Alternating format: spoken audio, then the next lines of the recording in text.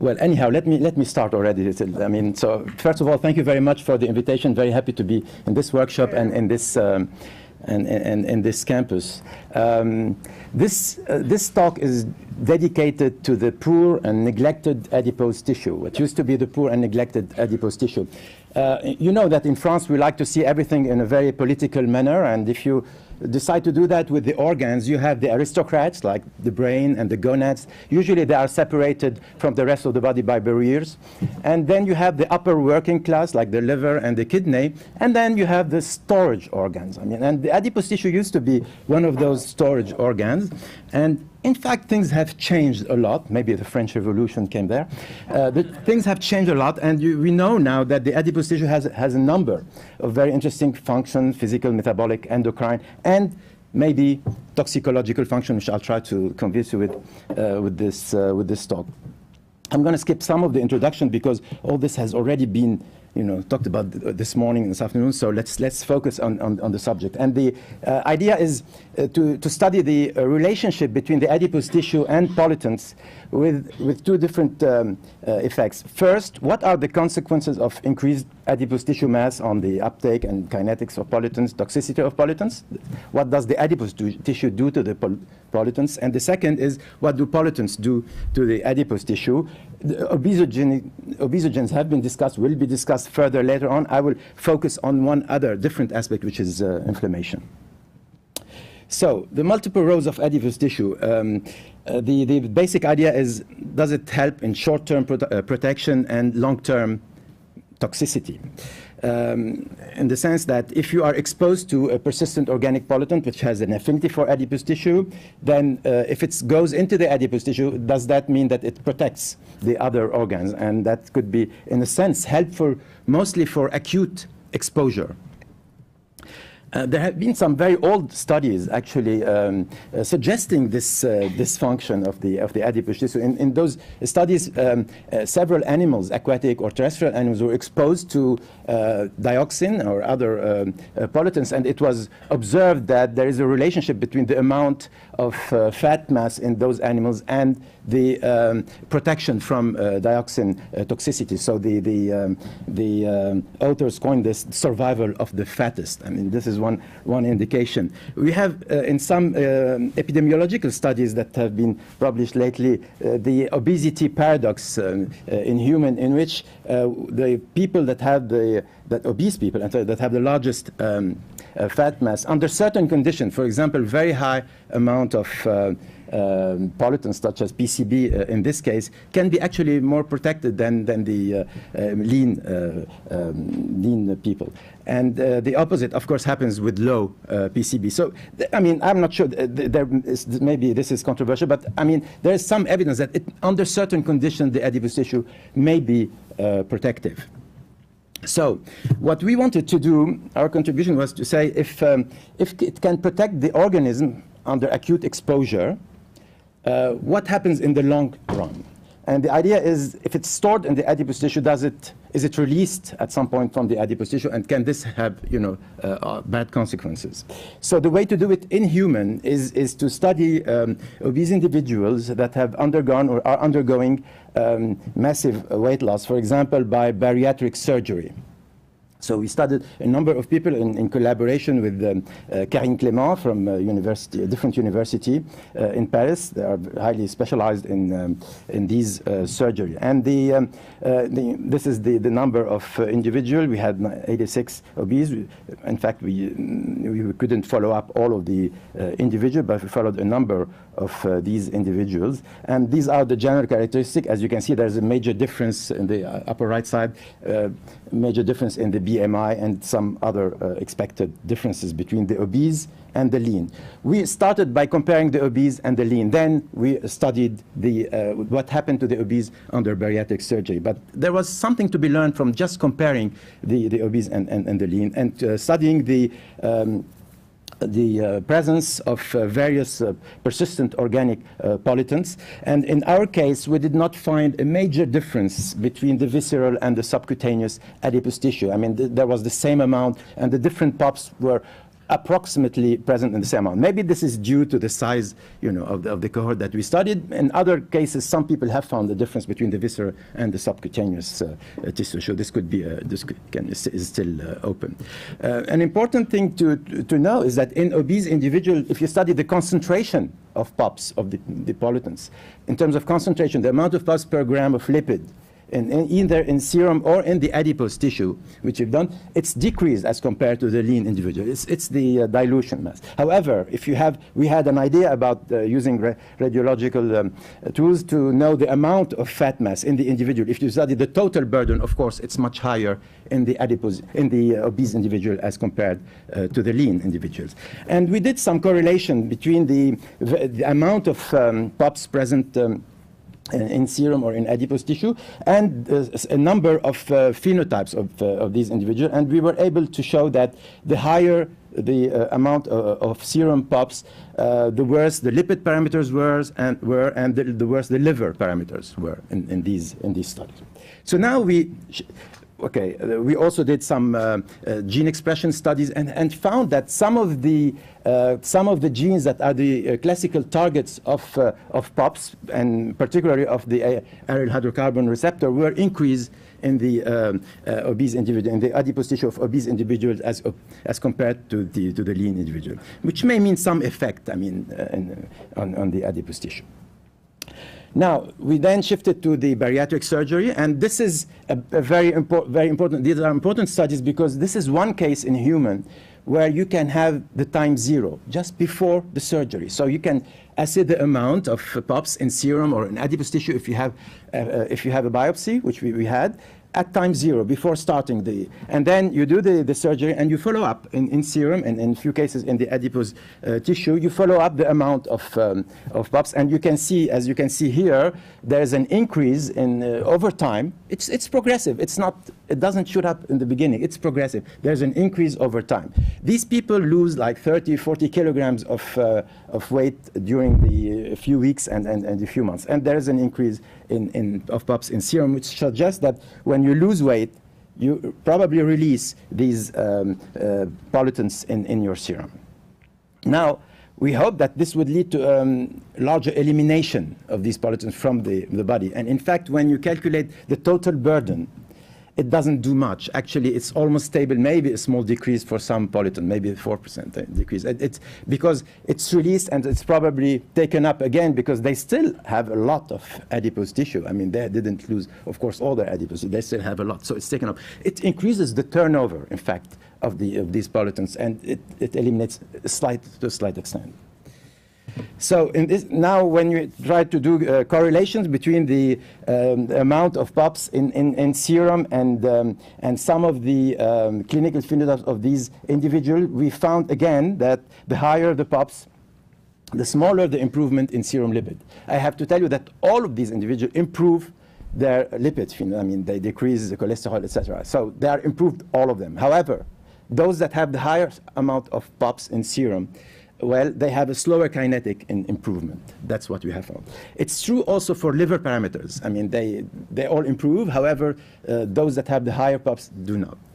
Now, there was one paradoxical effect, which is on sensitivity to insulin, different tests of measuring insulin sensitivity, the HOMA-S test. And in this case, it was the opposite. Those that had the higher amount of POPs had actually a better improvement in insulin sensitivity, and that's the finding. It's not so easy to explain. We have some idea about the effect on gluconeogenesis that could explain part of it, but this is still a paradox, I have to say. So this was the work in bariatric surgery. However, other people have also shown that during different types of weight loss, there was also a release of POPs in the serum. Okay, I'm going to add a small experiment. This is really a preliminary experiment that's not published yet, where we wanted to know if we had some experimental evidence that there was a release of pops from adipose tissue, and that it went from there and to other organs. So what we have done is a graft experiment. We treated a mouse with TCDD for dioxin for 48 hours. Then we took periepididymal adipose tissue sample, a small sample, and we grafted it on a mouse that has not been treated by dioxin. So in that new mouse, in the grafted mouse, the only dioxin comes from the dioxin present in the adipose tissue that was grafted, from the graft tissue. And then we let those mice grow and then assayed for the presence of dioxin in the graft, what happened to the amount of dioxin in the graft, what happened to the dioxin in the other territories of the animal, adipose tissue or liver or brain, and those are the preliminary data to this at this stage. And you can see that this is a log ordinate, so you can see that in the graft it decreases. It increases after 4 weeks already in the liver and adipose tissue. It stays stable at 10 weeks. And in the brain, it's increasing slowly. 4 weeks, then 10 weeks, there's a higher amount. What this is expressed as picogram of TCD per gram of lipid. So, of course, if you multiply by the amount of adipose tissue, then you have a higher amount in the adipose tissue. This is concentration here. So what this means is that the dioxin present in the graft, in the adipose tissue, eventually will be released and will go to the other territories, to other adipose tissue of the mouse, and to the brain in a more progressive way, but it will end up there too. Okay, so it gets into the adipose tissue. This may be protective. It is released from the adipose tissue in the long run, and this may lead to some bad consequences in the long run. This is what is summarized in this. So sort of the adipose tissue has a sort of it's adaptive for acute exposure. However, this can lead to toxicity in the long run. So the adipose tissue, of course, now this is the other side of the coin. It's a target, and we have focused on inflammatory effects. When you look at the adipose tissue in individuals which are either lean or obese, there are different characteristics. The number of cells is important. The size of the cell is important. The presence of inflammatory cells is extremely important. The presence of fibrosis is important. The vasculation, how the vessels are there, etc. I mean, there are many, many different phenotypes that are looked at when you look at an adipose tissue. But we will focus, as I said, on inflammation. And we had actually from different cells knowledge that dioxin through the AHR induces several cytokines, and this will promote inflammation. So we have started working on in vitro with a cell line that is not so much used, which is called, it's a human cell line. That's the advantage. It's derived from an adipose-derived stem cell from a child that had to be, where a biopsy had to be taken, and it was derived from there.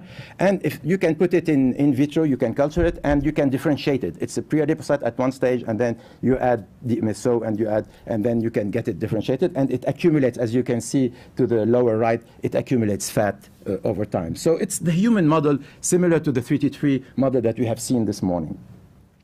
When you add dioxin or PCBs to this, and you do transcriptomic studies and large-scale transcriptomic studies, and you do the pathway that are modified by TCDD or PCBs, the most important pathway quantitatively is the inflammatory pathway, cytokines, chemokines, etc., the receptor, etc.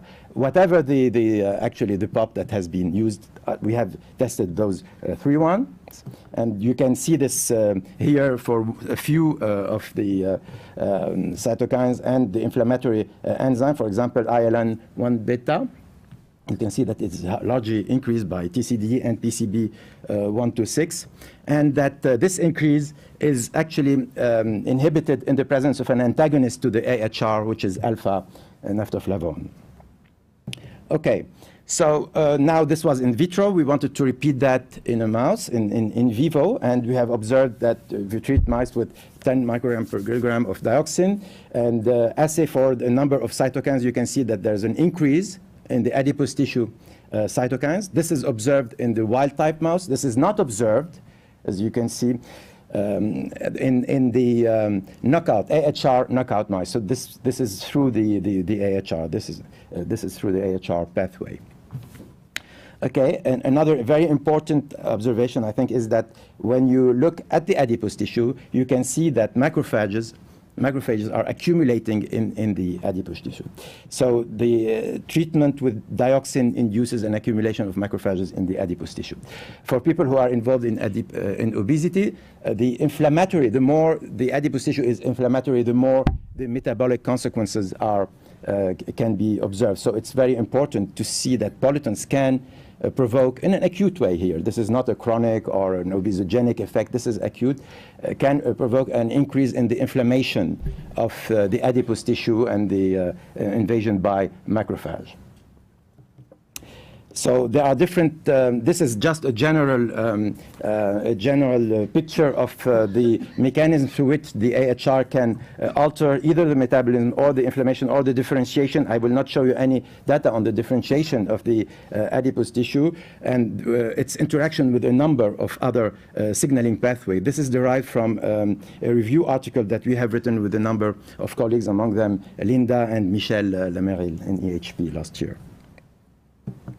And I have wanted to show you one figure from a colleague in Norway, Jérôme Rosin, who has studied the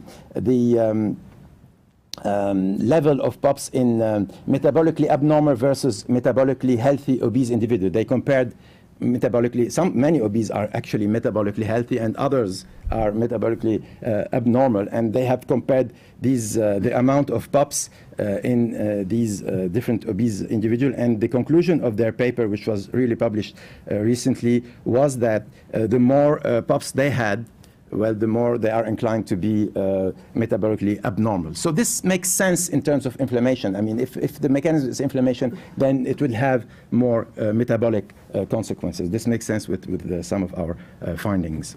So to sum up, what I wanted to show you today is that, of course, the adipose tissue has probably a protective effect under acute conditions. It can bind these POPs, it can store them. It's better to have them in the adipose tissue probably than in your brain. But it can release them then in a more chronic way. And once it's released, I think we have shown that these POPs can go into the serum, of course, but also into the more sort of aristocratic organs. And on the other side is the effect of pollutants. It's diverse. What I have shown you here is a relatively acute effect on the inflammation of the adipose tissue and probably on some metabolic effects. But what we have seen already, and we will see more of it a little bit later, is a programming effect, the effect of the pollutants on the programming of the individual and the obesity. So this, the obesogen story that I think we will be talking about a little bit later. So I would like to thank you. These are some of the collaborators who have contributed in the lab to some of our studies. Thank you very much.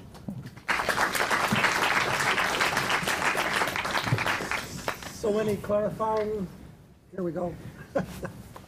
Hi, Sarah Rothenberg, University of South Carolina. Just a question. I mean, so it's possible that whatever's bound to adipocytes can be released. What are those life stages at which they're released? Are they only released when you lose weight?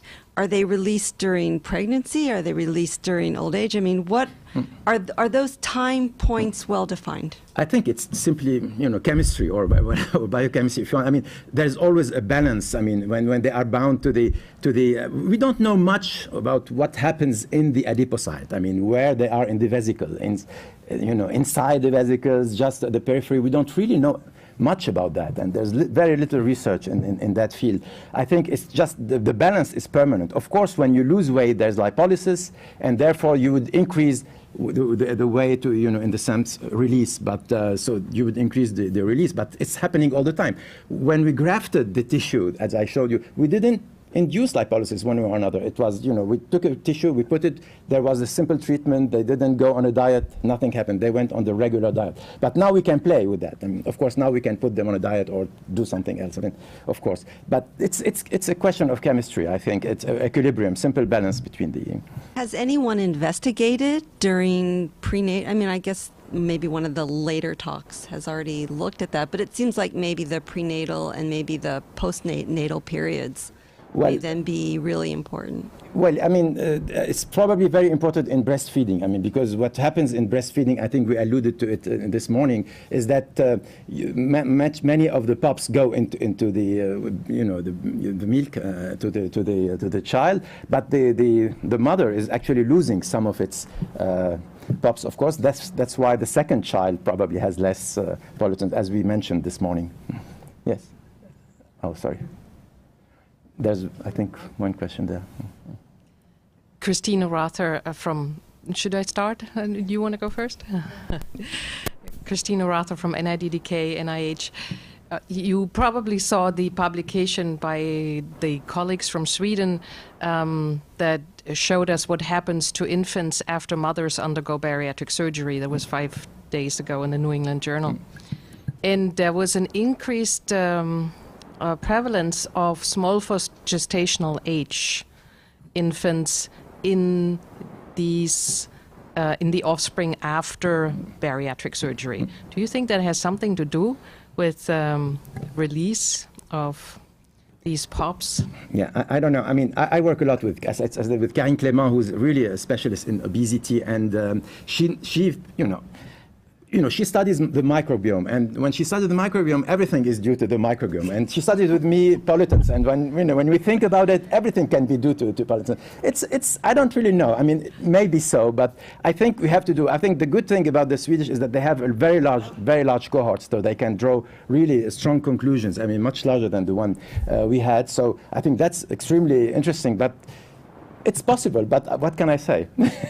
I just want to add a comment, and that is, in general, especially pediatric endocrinologists are happy when mothers do not have gestational diabetes or have lost weight, and we see better outcomes in the offspring. Yes. So this is kind of counterintuitive. I agree with you, and of course, the women that undergo bariatric surgery, or the women, and the individual that undergo bariatric surgery do much better in general, except for some of these effects, which is the release of pollutants. Yeah, it's made me also think about not only pregnancy and lactation, but aging. When there are major changes in body fat composition, and I'm just not sure if anybody's looking at that. I'm a pediatrician, so I don't follow that literature, but that's what seemed to be interesting. During aging, you mean? Oh yes, yeah. there are major body composition changes. Yeah, sure. We modeled that in rats or mice probably 20 years ago or more. Yeah. And there were major changes. Okay. Most of man was true. Other comments?